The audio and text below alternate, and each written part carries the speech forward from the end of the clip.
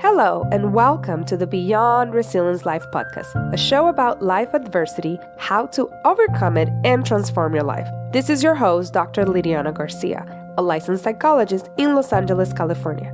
And even though my hope is to deliver information that can be helpful for you to overcome adversity and transform your life, it is not meant to be a substitute from being diagnosed and treated by a licensed mental health, medical, and related professional. Hi everyone, and welcome to another amazing episode of the second season. Today I have the honor and privilege to introduce you to Dr. Christine Rivera. She's part of the Latinx therapy community, and I met her, and I am so happy that I'm not alone in this journey, that there's some people that kind of look like me, speak like me, and are in the psychology profession. And she specializes in infants, so that's perfect for the second season. So without any further ado, here's Dr. Christine Rivera. Welcome. Thank you so much for having me. Like Dr. Lydiana said, my name is Dr. Christine, and I'm a clinical psychologist who works with children and families. One of my specialties is working with children ages 0 to 5, and typically I get most kids that are struggling with either a developmental delay of some sort or a behavioral challenge, or sometimes it's both. So what I do is work with the children and the family to help support that child's development and kind of get to the root of where the behavioral challenges are coming from. Children always do the best that they can. So I usually include the entire system that's working with the child. So that typically will include like a school setting, whether that be daycare or other caregivers that are involved in the family, as well as the parents and any other system that the child is involved with. So I really take the time to look at the behavior in each setting that the child is involved in to see where the problems are coming up. I also do a lot of parent coaching, and this is typically like, how do we deal with tantrums? How do I deal with anxiety of being a new mom? How do I deal with postpartum depression? For new dads, it's also a transition. So how do I deal with this feeling of wanting to be a good dad, but my dad was really tough on me, but I want to be a little bit softer, but I don't want to be emasculated. Like, these are a lot of feelings that often come up. So I work with both parents and a lot of couples as well with the parenting piece. That's so important. And when you say like behavioral, can you speak a little bit more? I know you mentioned tantrums. What other behavior do people usually seek you for? For the 0 to 5 population, it's usually like crying spells that seem really intense. And I don't necessarily classify that under tantrums because there's like a sense of panic in it for the child. So that feels really different. Another behavioral challenge might be like not wanting to eat or only eating with specific, like I've had cases where like only grandma can feed child and the kid will only eat with grandma or something like that. So then there ends up being a lot of anxiety around feeding times, and that can be really hard for a lot of moms because you're really trying to just nurture your child, and that piece has so much meaning to it. So we work around that a lot as well. Yeah, but so I would say the behavioral components can literally happen anywhere. There's just so many different classifications for it. Kids are so interesting. As you were talking, I was here like already like analyzing, ooh, the grandma, that must be something systemic and all that. But then as a mom, I went through like, I can understand that part. Like I remember my son didn't eat like solids well until like 16, 18 months. And I remember like me feeling like I'm cooking all this healthy food and blah, blah, blah, and like organic. And then the food going to waste was so frustrating from the other side. So I can definitely relate to that. And absolutely. yeah. And what got you into this work? So originally, I didn't know this was a specialty for a long time in my training experience. And then I think it was my 3rd year of graduate school, and I got placed in the specialized foster care unit at the Department of Mental Health. And they had a 0 to 5 track. And all of us got trained in kind of all of the tracks because it was a lot at that site. So that's where I learned how to do the intake. It's called the eye care for ages 0 to 5 through DMH. And it's really heavy information about all of the developmental pieces for that child. So I think that piece really helped me think about the importance of the development and where, if we were to be plugged in at that point, how helpful it would be. So what I'm trying to say is that a lot of the time I got referrals for like 6, 7, 8-year-olds, but it felt different when I could be plugged in at like a 2-year-old experience of having a developmental challenge. because then we can provide the service for the child, provide the resources for the parent, and we can address it as soon as it's starting. So I think that experience really impacted my interest in this population. Yeah, I can see how you can see changes earlier. I mean, as long as everybody's working together and everything and they're following through, but you can see definitely changes way faster. Yeah. And then because I became interested in that, I started to look for more opportunities. There weren't that many in graduate school. Like you had to kind of like really look for it and figure out who your mentors could be and really seek them out. So then I ended up doing a fellowship at Children's Hospital Los Angeles. I did a 1-year training there, and that's where I got a good chunk of more of the assessment of early childhood, and also kind of got more specialized training in the coaching that I do. That's nice. Yeah. I see in the eye care. I used to work for a contracted agency. So long. Pages or so. Yeah, it's super long, but I was so happy to see that they were so thorough in their assessment for the 0 to 5, because they would ask questions that parents would be like, why would that matter? Like, how's the feeding and all those kind of things? And you'll be like, that matters a lot. Mm-hmm. It was not that basic, like, what is your son or child doing? And, what you've done. Like, it was very thorough. So I like that whoever created that within DMH had that more broad aspect. Mm-hmm. And yes, that's whole 0 to 5. I remember when I went to grad school, there was no 0 to 5 class. It was child development. That's it. So I also kind of bumped into it when I moved here in LA, and I was able to see people working in such a beautiful specialization. Thank you. Okay. So what is the infant stage? The infant stage is categorized as from birth to about 1 year. And so if you think about when a child is born, what are they really doing, right? They're just really pooping, peeing, sleeping, and crying. That's what it looks like, right? But actually what is happening is that they're kind of bombarded with so much stimulation. So a large part of this infancy stage is just learning how to self-regulate with all the stimulation that is coming at babies. So I would say that that's the main function of those first 0 to 3 months. They're really relying on the parent just to regulate. Right? Usually during this period, they're not really differentiating between adults a lot yet, but they're really just needing the comfort of a calm adult to help them take in all of this. They go from being so warm, safe in the womb to being outside where there's bright lights and sounds, and a lot of things are unpredictable, like if an ambulance drives by or if an airplane flies overhead. So I feel like it's a really different environment from being in the womb, right? And so a lot of what they're doing at that time is just learning how to be. Yeah. And that word, self-regulate, well, you guys have heard it in the second season a lot, but how do you define it, like in your own words? Yeah. So the way I would define it is, we can start with how I define it just for myself as an adult, right? So I stay self-regulated if I'm anxious by taking deep breaths, by staying grounded, by reminding myself that I'm safe and that I'm okay.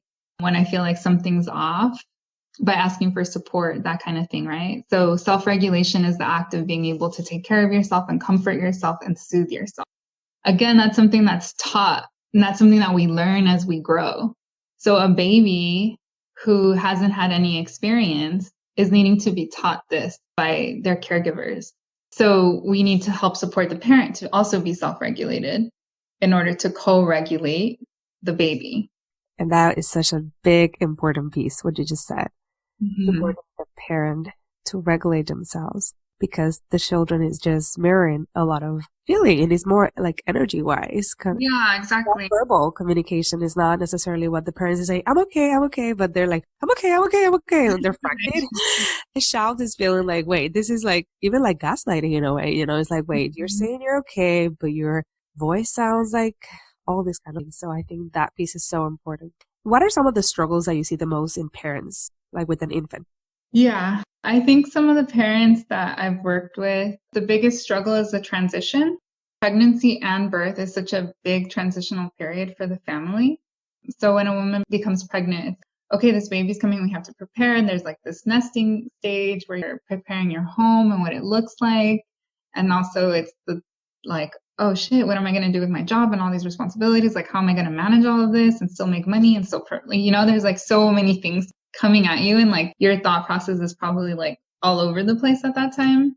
Similar for the dad, or if this is a traditional family, right? But similar for the other partner, where they're just kind of figuring it out, what this new system is. Once the baby is born, it's all of that planning. How does that play out in reality, right? So a lot of the time, parents envision a very specific life, right? When they're pregnant and they're about to have, and almost always new parents is like, I never thought I would be this exhausted. It's always the first thing that you hear. Like, I don't remember what sleep feels like. So I think that the biggest struggle is of course, the exhaustion, but also the transitional pieces of what is our life like now and how do we cómo encajamos so that we feel like we're in a good place and we can move at a good pace and we can trust each other and know who plays what role right now. That is such a hard one. Yeah. Mm-hmm. And it usually never is how you expect it. It's so like most things, right? Yeah. I feel like with everything you daydream about what it's going to look like. And then it's like, oh shit, this is a little harder than I thought, you know? And it's something that is still being idealized, this whole piece of pregnancy and everything and babies, but a lot of people are not speaking the truth and honesty. And lately I've been seeing more of a movement of that, of new moms kind of being like, oh my God, this is what reality looks like. But a lot of others don't. So then they feel like, and now with social media, then they feel like, wait, what's wrong with me? What's wrong with me and my child? Yeah, a lot of posts are about being realized as a woman for being a mom and how it brought so much more meaning. But then there are moms who are experiencing really severe postpartum depression or anxiety. And so that just feels more and more isolating because they're not able to share that, or if there's a sense of guilt and shame around having those feelings that are not ideal, right? That are not oh my gosh, this is the best experience of my life. Yeah. And it's always going to be mixed. It'll be really great and it'll also be really hard. And it's okay. And we can hold both. It's just, how do we hold both? And from the infant perspective, what do you think is that they struggle the most? I know they cannot speak, but. Yeah. And it's so interesting that you said that they can't speak. I also work with a lot of kids on the spectrum, right? And so the hardest thing is not being understood. And I think it's the same for infants, where it's just again, all of these things are coming at you and you're trying to regulate in these new environments where there's so much stimulation compared to what it was like in the womb. And it's these adults need to understand me, and I don't know if they're understanding me right now, right? So I think that's the hardest piece for an infant. And also, a lot of the times, if a parent is really anxious, the child is going to feel that energy, right? So I think that one of the biggest struggles is figuring out for the parent how to stay calm, but also for the child, how is the child going to communicate that that's what they're needing in that moment? It's not that they need to be fed or changed or go to sleep. It's just that they need a calm presence. So what are some of your favorite techniques to help manage these struggles? Yeah, some of my favorites are doing breath work. So taking some deep breaths and really tuning into your body and your experience. We can be bombarded with thoughts a lot of the time. So breath work really helps to slow that down. Also saying things that in quotes you're not supposed to say out loud in a safe space, I think is really beneficial. So a lot of the one-on-one work that I do with parents is saying those things out loud and just validating that experience, that you're not alone in this, that you're not alone when you say that you're anxious or this is harder than you thought. Or some clients have said that the experience, or they've said things like, I just want my body back, or I miss when my body was just mine, right? It's a different experience as a woman to share your body, to be a catalyst for someone to be born, and also to be a feeding source for somebody.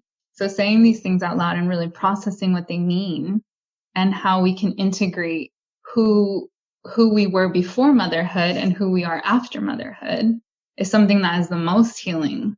Yeah, I can see how that can be the most healing part, or one of the most healing, being able to share things unapologetically, raw, and however it comes. Because a lot of times they don't have anyone to go to. Mm-hmm. If they even talk to a friend, they might go be grateful, you have a baby, all those kind of, and going in that route. And then they start feeling guilt and shame, because now I feel like the whole issue with infertility or issues that, miscarriages, I feel like it's increasing, but I don't know if research would say that, but I know a lot of friends that have gone through that. So like sharing sometimes like how hard it could be, then you might feel like, but I'm not being grateful, or Yeah. I do have a kiddo that I was able to bring. Or maybe you're thinking, but my child is neurodevelopmentally, like normal and, all those kind of things. And so there's all this kind of shame that is out there.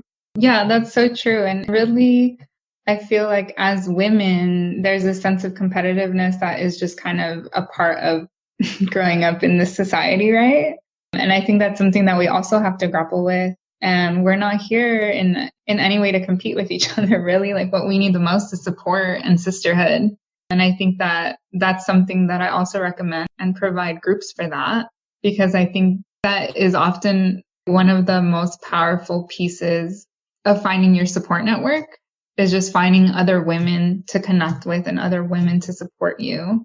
That is not just a therapist who you're confiding in and who's like, it feels kind of secretive sometimes, right? For some women going to therapy for the first time. But if you're in a group with women, then it feels really powerful and it feels really safe. So that's also one thing that I really recommend to new moms. And it doesn't need to be a clinical group. If you just have like a mom group where you're just hanging out, I think it can be really helpful. Yeah, that was the piece that helped me the most. I had a very informal mom group. We even call it Mondays Moms Group or something. Yeah. And we would like alternate places, like homes to meet. And sometimes we were having like in the morning, like a little mimosa with popcorn, with chocolate, and the kids there all playing, or I mean, all laying in the floor because they were like 4 months, or Yeah. little things like that, or little outings. And it was so helpful, like going to eat sushi and all of us with all the kiddos, stuff like that. And it was so helpful because I was able to feel that I was able to share very raw about the whole experience and feeling heard, not having to be this perfect mom. Yeah. And any other techniques, like specifically maybe for infant that you've used or? Yeah, I've been for an infant. I think that with the parent coaching that I do, what I like to do is go during the hardest time of the day and do like live parent coaching in the home if we're able to do that. And so really it's just taking some deep breaths or figuring out what's going to help you calm down when there's a panicky scream happening. I mean, you've heard a crying baby, right? Your mom. It feels like an emergency every single time, right? Especially when it's new and you haven't been around a lot of babies. It's just like, oh shit, what do I do? What do I do? Like, how do I make this go away? And you just want it to stop. So really working with parents in those difficult moments to calm down and say like, okay, let's look around. Everyone is safe.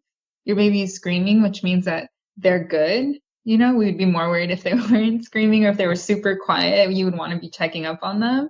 So figuring that out and figuring out that you're okay and they can cry and you're still okay and they're still okay. And then let's go see what's going on. But I think that that's one of the most important pieces with infants, just so that that panic piece isn't there.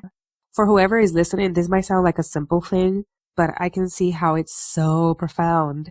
And like I mentioned in other episodes, for those that don't have children or are just listening to this from a reparenting purpose or view, just think about that.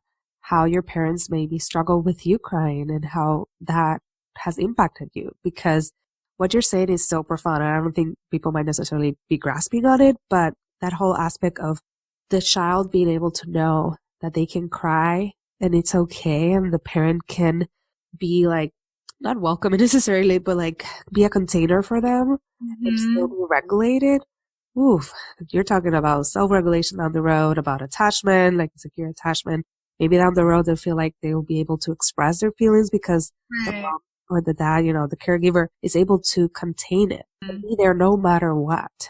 Yeah, exactly. And that's how we develop secure attachment, right? It's that our parents continuously are able to attune to us and meet our needs. And if they're not, there's some repair after they are not able to meet that need, right? And so all the parents that I work with have really great intentions. And so they're able to do that. It's just a matter of figuring out, what do I do with that initial anxiety that's up for me? How do I regulate myself? So we can use the picture of the airplane where you have to put on your own breathing mask before you put on your child's breathing mask. It's the same concept. You really need to regulate yourself before you can regulate. And so we always want to be able to support ourselves or find that support if we're not currently. Yeah, that's so amazing that you're able to do that work. It's something that I feel like everybody should have a therapist, a psychologist go to their home at the beginning, because what you're saying is like you've been in very difficult situations and Yeah. you're able to listen to all that. And for somebody to come and help you during that moment, because it's different when you go into a session and you're like, oh, it's okay, baby's maybe sleeping. And you're like, but to be able to, you're doing a great job. yeah, be able to help them during that moment can be so empowering at the same time, because moms a lot of them are sleep deprived. So things are usually coming in, but it's like a much stronger. Yeah. So as therapists, a lot of what we can do is just model. We're coming in with different resources, right? So I have more information about child development and I'm able to give that to a parent. And that's why we have a working relationship. But also I'm coming in with a different mindset. Like I'm here to support you. So you as the parent might be frantically trying to figure out what this baby needs, but I'm just trying to figure out what you need right now. So that really, as a therapist, it really provides something different for them. And I think that can be really great. Also, I wanted to mention that a lot of trauma is re-triggered when you're first becoming a parent, right? So I've worked with a lot of different parents and I've heard a lot of really impactful things. But I think one of the most impactful is that in the womb, they are super safe. And so it feels like you can absolutely protect them from any outside because they're only being harmed if you are being harmed and you know how to keep yourself. But once they're out in the world, it can feel really triggering and really different if you've had really traumatic. And so for new parents, it's important to look for the support that you're needing to process that trauma, just so that you can so that you can feel better and so that you don't get re-traumatized through parenting, but also so that we're not passing down this transgenerational trauma, right? So I mean, you've talked a lot about transgenerational trauma in your work. And so I'm sure the audience knows about that. Mm-hmm. But I think as it relates to infancy, it's really important because we want to put the baby in context, right? Into our context and our world and our trauma so that we know how to best support that child and ourselves. I mean, I bumped into it after I had my son because then I went through my whole difficult stage. Like I heard about it before, but it was not relevant until I went through it. And it was like this dark stage. And I'm like, what's going on? My logic mind wanted to understand and blah, blah, blah. And after 2 years that things started to stabilize, I was like, wow, there's definitely stuff being passed down that I want to stop. And in a way, I feel like very grateful that I have like a second opportunity now that I have all this extra knowledge, to go through it again. But who knows how it's going to happen, because every time is different. Yeah, but but it's definitely something a lot of parents don't know about this. This is something, again, that is not taught. Like people prepare so much for birth. Like lately, there's been a movement of preparing for birth. People take classes, but they're not preparing for postpartum. They're not. Mm-hmm. I remember at the end of my pregnancy, I was like, wow, I want a nurse, but I don't have nursing shirts. Like after I had my son, I was asking people, can you please go and buy them at Target and stuff like that? Because I was so prepared to that home birth and everything, but not to postpartum. Mm-hmm. And a birth, I mean, mine lasted about 28 hours, but 2-3 days if you're in labor and all that. But postpartum is longer than that. Mm-hmm. It's a long healing journey. Yeah. And there are things that will come up almost for everybody. And there's also really positive things that come up, right? Oh, yeah. There's an interview called Angels in the Nursery.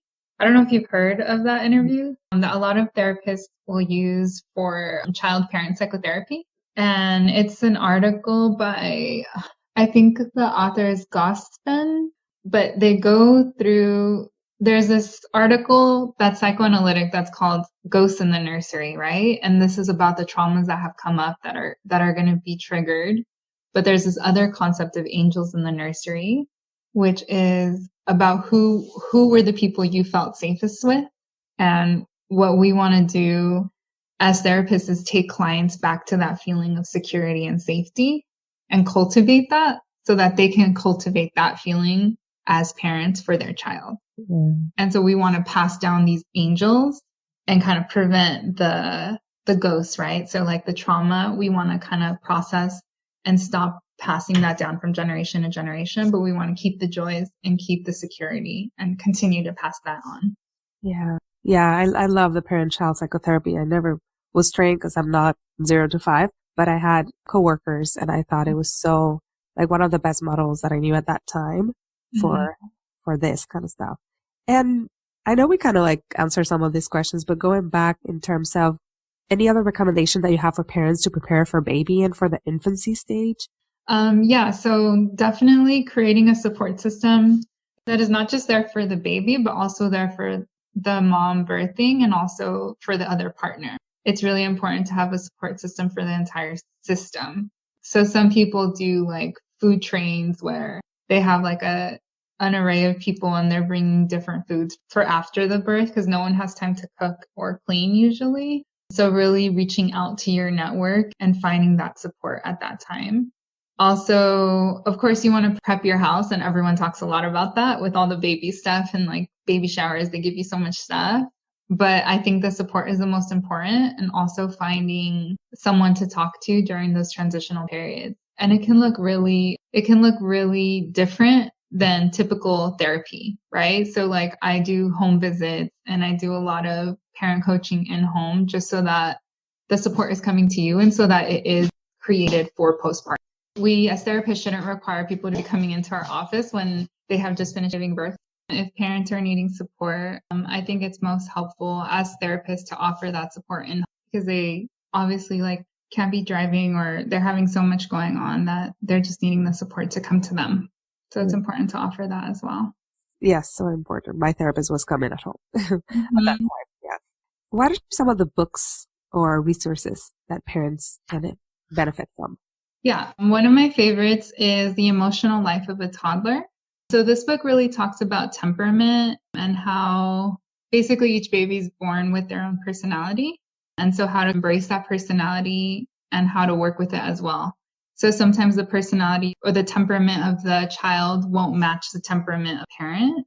And so how do we navigate that, right? So if a parent is really calm and likes really quiet environments, but the child is really active and is constantly moving, how do we create a dance that they can both vibe to, right? So we really want to be able to cultivate that. And the author is Alicia Lieberman, and she does a really good job of explaining how to work with that. Thank you. Another book is called No Drama Discipline by Dan Siegel.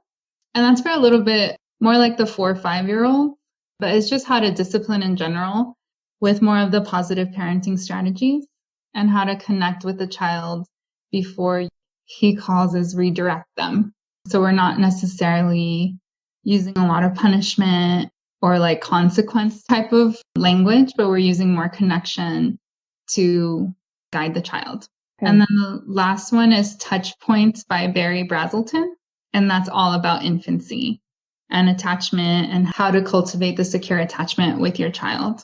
Never heard of that one. Could you repeat the author? Barry Brazelton. So he was on the board of 0 to 3, which is an organization that focuses on the mental health of children ages 0 to 5. So he passed away recently, I want to say within the last 2 years. And all his work is really amazing. So he's written a lot of articles and a lot of books that are really helpful in understanding early infancy. Anything else that you feel like you want to share before we go into like where people can find you and all that good stuff? Yeah, 0 to 3 does have a website called 0to3.org.